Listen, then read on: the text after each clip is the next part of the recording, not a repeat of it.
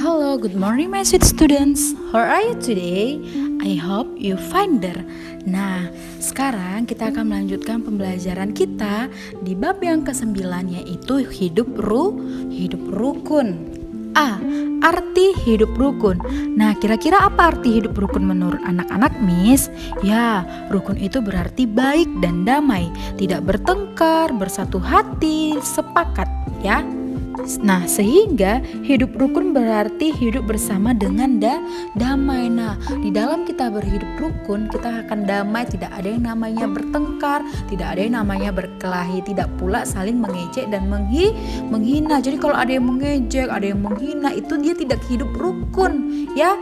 Jadi mulai sekarang anak-anak Miss tidak boleh bertengkar, tidak boleh berkelahi, tidak boleh mengejek ataupun menghina. Dan hidup rukun saling menghargai dan hidup dalam damai. Jadi kalau yang namanya kerukunan juga kita akan merasakan damai. Kalau tidak merasakan damai berarti hidup itu tidak rukun. Sehingga kita harus menciptakan kerukunan itu baik dalam keluarga maupun di dalam komunitas atau dimanapun kita berada. Nah, di sini ada satu tokoh Alkitab yang kita mau pelajari, yaitu tentang Daud yang melawan Goliat demi apa? Demi kerukunan bangsa Israel. Daud adalah anak bungsu dari Isai. Ia bekerja sebagai penggembala domba.